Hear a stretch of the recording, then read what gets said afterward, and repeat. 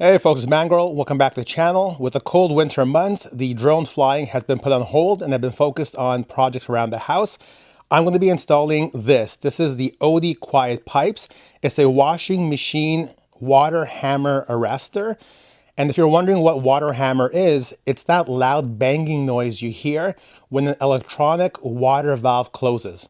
So things that have electronic water valves, washing machine's a big one, dishwasher, ice makers, anything that can close the water valve automatically very quickly could result in a shock wave back along the pipes, making that loud bang or water hammer. So this device is supposed to help us alleviate that by having a water hammer arrestor right here, along with all the fittings required to put this on a washing machine. I purchased this along with all the other parts you're about to see in the video from Amazon, links in the video description. On the back of the packaging, you can see how easy it is to install. It just hooks up to your regular water valve, and then the other side is your washing machine hose. The installation looks fairly straightforward, just 4 steps. So really, I think anyone who has a little bit of handiness in them should be able to do this. Once we unbox it, you can see it's a fairly simple product.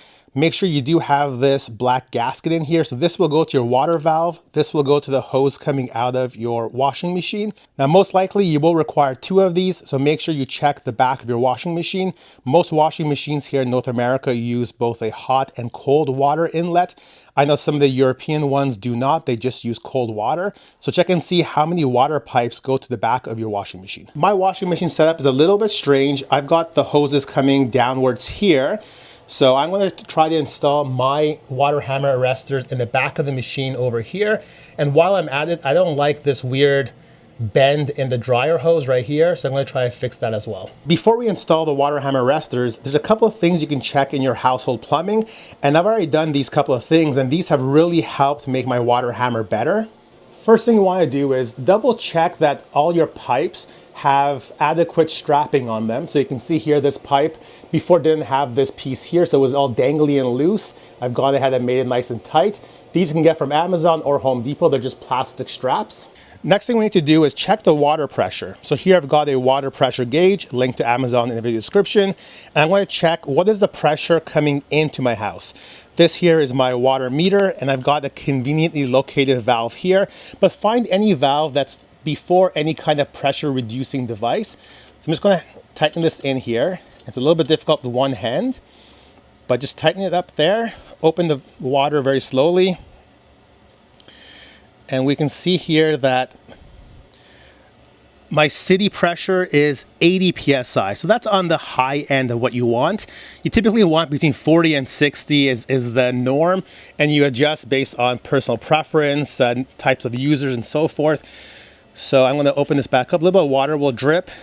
So I'm in the basement, that's fine. But if you got finished floors, put something underneath. And you can see here, I've already got a water pressure reducing valve. This was here with the house. I replaced it back in December because it was faulty. So I've got this set to 60 PSI already, but we can double check that. So here's the laundry sink after that water pressure reducing valve. You can see I'm at 60 PSI, which is exactly where I want it to be. Now, if you see that your water pressure at fixtures is above 60 PSI, you really should get one of these installed or adjusted. If you already have one of these, it could either be faulty or just needs an adjustment. All you gotta do is loosen this nut here and then either tighten or loosen this screw. Once you do that, it'll adjust the pressure whether to increase or reduce. If you do adjust your water pressure and you've got one of these weird looking tanks, this tank is an expansion tank. Make sure that you do adjust the air pressure in here to match your water pressure. So down here, this little blue thing actually unscrews, and there's a Schrader valve, no different than a bicycle tire. So you want to make sure that you adjust the air pressure in here as well. Now that we've checked those couple of things, we can go ahead and install this. The orientation is not important. You can install it this way, you can install it this way, this way. I went ahead and I used my Mangrel muscles to pull the machine forward, and you can see where I've undone the 2 water hookups right there.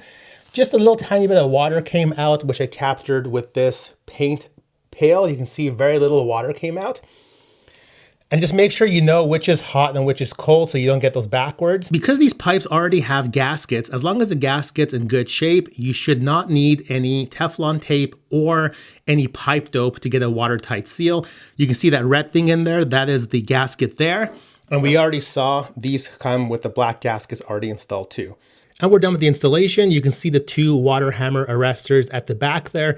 Don't over tighten them. You're talking about rubber gaskets. You're talking about plastic fittings into the washing machine. They don't need to be too tight. I've gone ahead and I've opened up the water as well. I'm gonna watch it for about 5-10 minutes, see if any dripping occurs or any wet spots. If everything's fine, I'll push this back to the wall and then we're good to go. I also did clean up that weird kink in the dryer line. I checked around the water hammer arresters along with the actual pipe. Everything's nice and dry. So I've turned it on for the first cycle and let's see how it sounds. Again, my situation wasn't too severe. I had just a little bit of a water hammer and I think it was because of all the other steps I followed. So we'll see if I hear any difference. Even if I don't, this will be a nice preventative measure just to keep everything nice and safe.